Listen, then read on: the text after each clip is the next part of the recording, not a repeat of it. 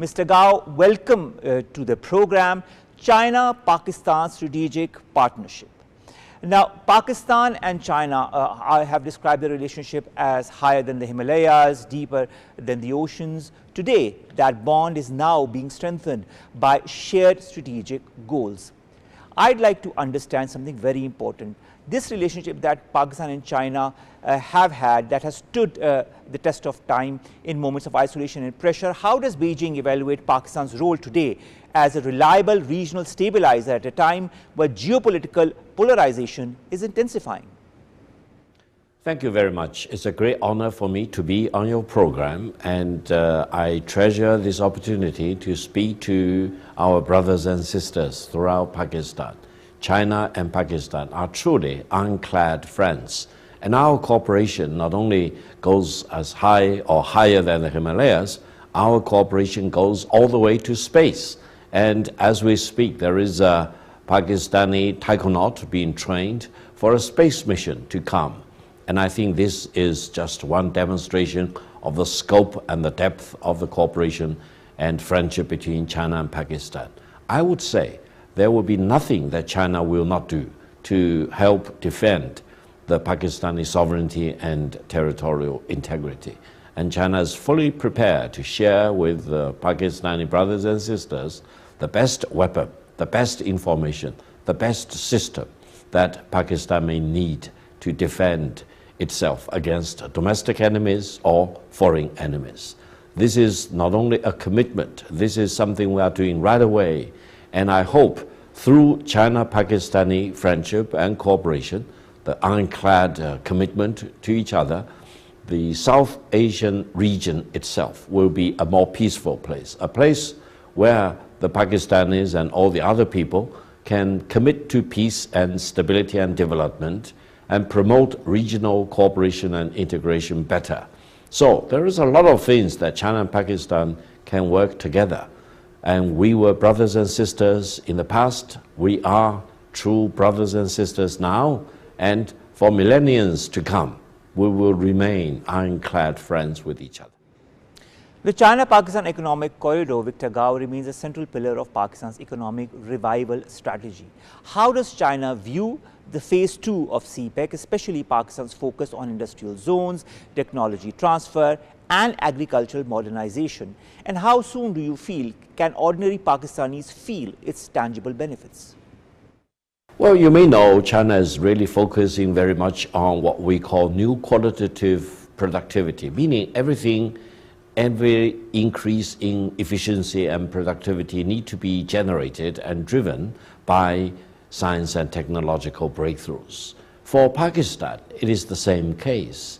I think Pakistani governments and people will really devote on science and technology, especially when the whole world is being transformed through this AI revolution. I coined the term AI divide.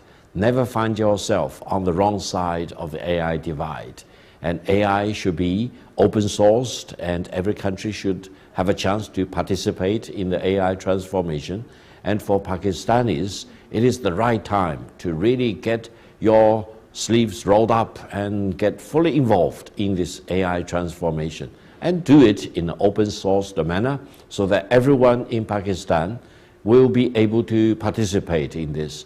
Only through this technological transformation will Pakistan be in a better position to fight off poverty, for example, as well as uplift people in all areas, including agricultural reform, industrial progresses, manufacturing excellence, and more importantly, equal opportunity for education for all and excellence in science and technological innovation. In this regard, again, China and Pakistan should stand shoulder to shoulder and back to back when we are together working for innovative excellence in all respects, including in this AI transformation. Now, Pakistan faces an India that is not only militarily expanding but also revising history, borders and diplomacy. Does Beijing believe that India's expansionist mindset is now a structural challenge to long-term Asian peace? Well, one thing I find troubling is that India not only has territorial disputes with Pakistan or with China, but also has lots of other problems with almost all of its neighboring countries.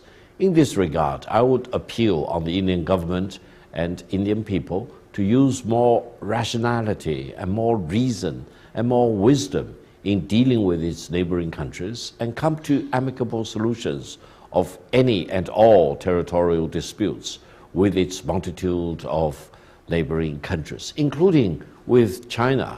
I've told people in India never treat the McMahon line drawn up by a British as if it were the final and binding border between China and India. China will never accept that, and China and India need to come to the negotiation table to talk about how to resolve this territorial dispute in amicable means, in peaceful means, rather than otherwise, because China has already forced Britain to withdraw from Hong Kong and hand over Hong Kong back to China. China has overturned all the unequal treaties that the British Empire imposed on China, historically speaking. So how can anyone in India imagine that they will be in a position to impose something not done by the British Empire, not done by the British Indian Empire, but simply drawn by a middle-class British officer in the service of British Indian Empire, as if that's something that China need to swallow or China need to be forced to accept. Now, I use this as an example to show that the government and the people in India need to be more realistic. They need to deal with the new realities in the world of today. And countries like China and Pakistan, individually or together, will never allow our sovereignty and territorial integrity to be encroached upon or threatened or violated by the Indian government and the Indian. Victor Gao, we have seen strategic coordination between Pakistan and China on border stability, on security doctrines and deterrence. In your view, how essential is Pakistan's military and strategic balancing role in order to prevent South Asia from sliding into uncontrolled escalation? Well, in South Asia as a whole, I think there are many threats, including, for example, terrorism and fundamentalism, especially those spilling out of Afghanistan. And Afghanistan has 6 neighboring countries, including both China and Pakistan.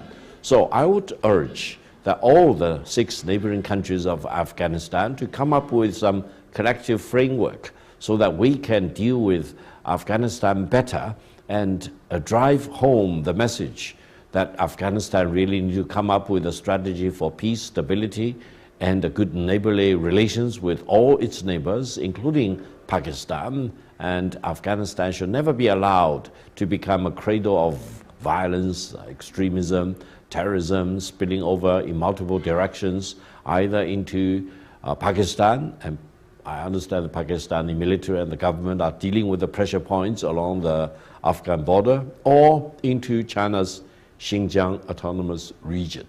I think this whole region should be a better region if Afghanistan is more acclimated to peace and stability and development.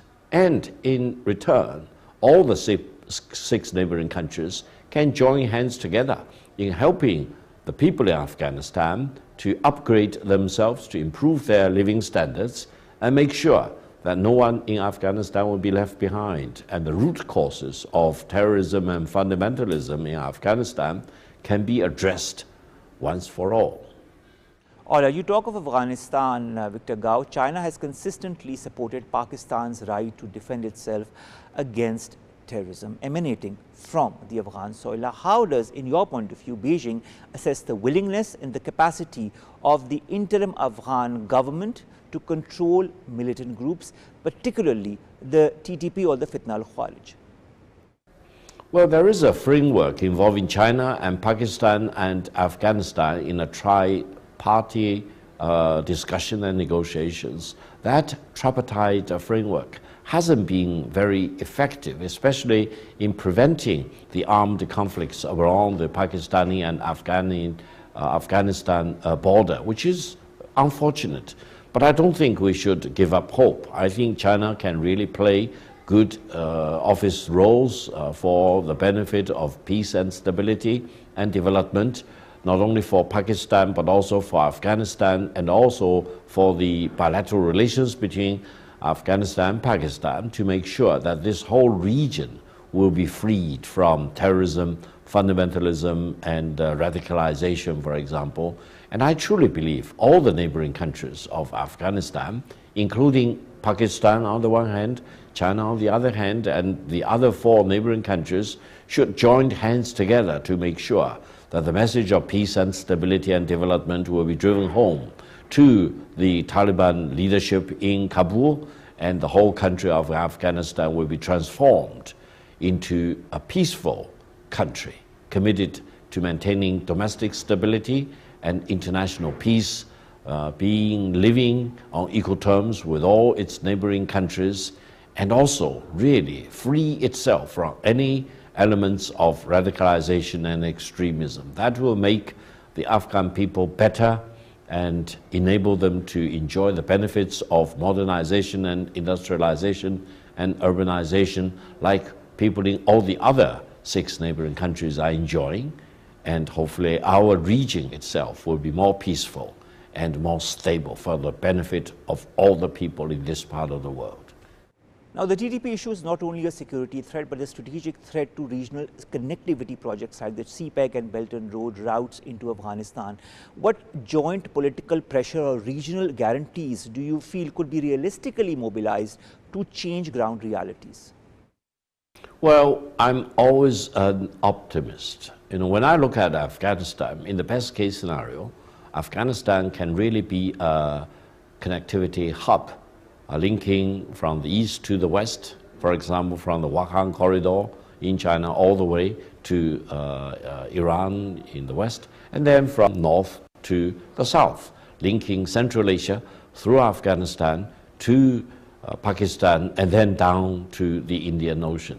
In that capacity, Afghanistan can not only play such a useful traffic hub for all the neighboring countries and beyond, but also generate huge amount of profit and income for the benefit of the Afghan people. Now, how can you achieve that? You need to maintain domestic stability inside Afghanistan.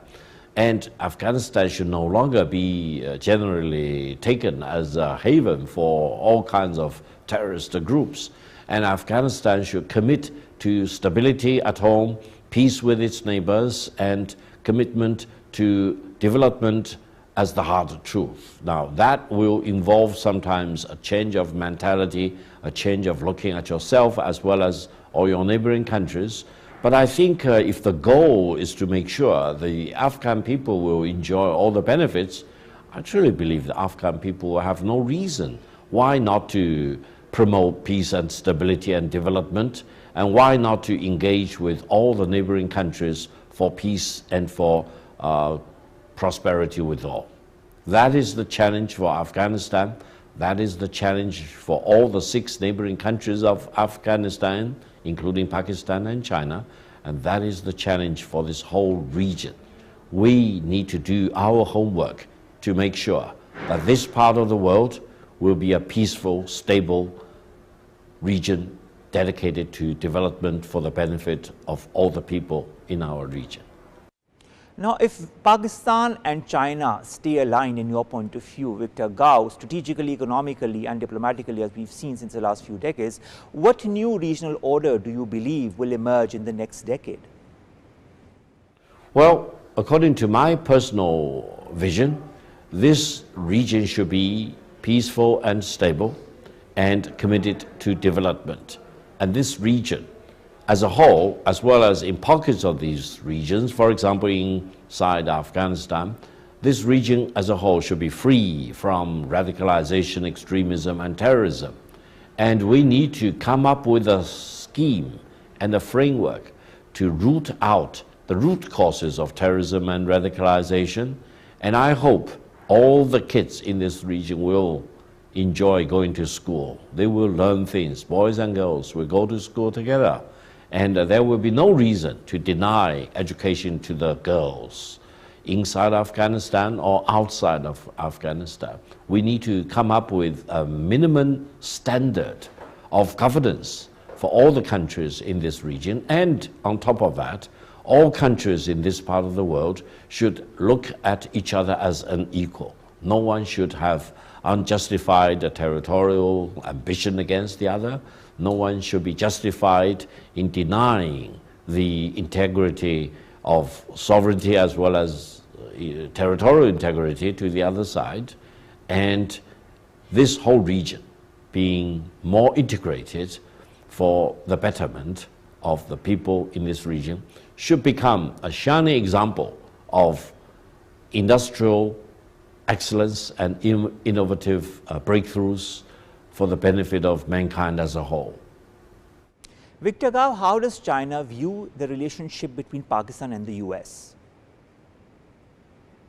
Well, China will have no problem if Pakistani-American friendships are developed for their mutual benefit as well as for global peace and stability. So I think the Pakistani government and the people are sophisticated enough to handle this very carefully to achieve the best case scenario for Pakistan. That is better relations with the United States, continued friendship and solidarity with China.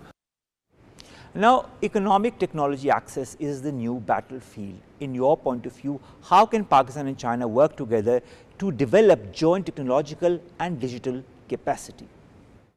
Absolutely. I think the fact that China and Pakistan are jointly producing fighter planes is a good example of economic and technological cooperation between our two countries.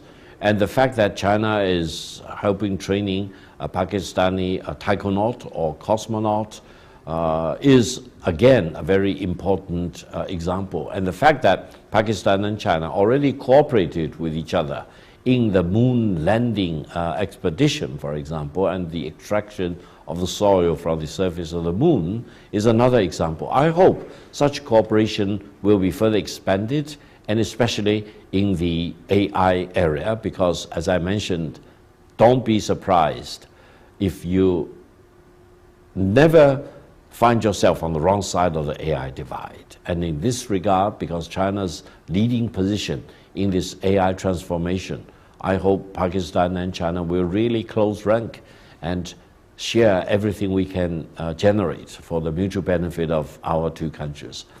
In addition, China is the leading manufacturing nation in the world. China's manufacturing output is larger than the combined amount of US, Japan, and EU together. That means by closely cooperating with China, Pakistan can really benefit from some transfer of sophisticated manufacturing capabilities. On the other hand, China's appeal that Pakistan become more stable, and I hope the government, the people, and the military in Pakistan will really do a wonderful job in making sure that terrorism, or even sometimes influenced by foreign forces, will not be given a free hand in killing innocent people in Pakistan.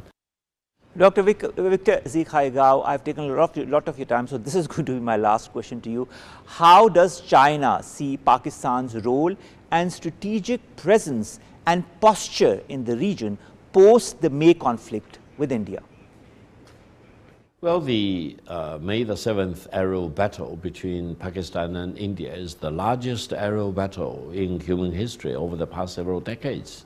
And the evidence is very clear and generally acknowledged by everyone in the world except in India that there is only one winner and there is only one loser.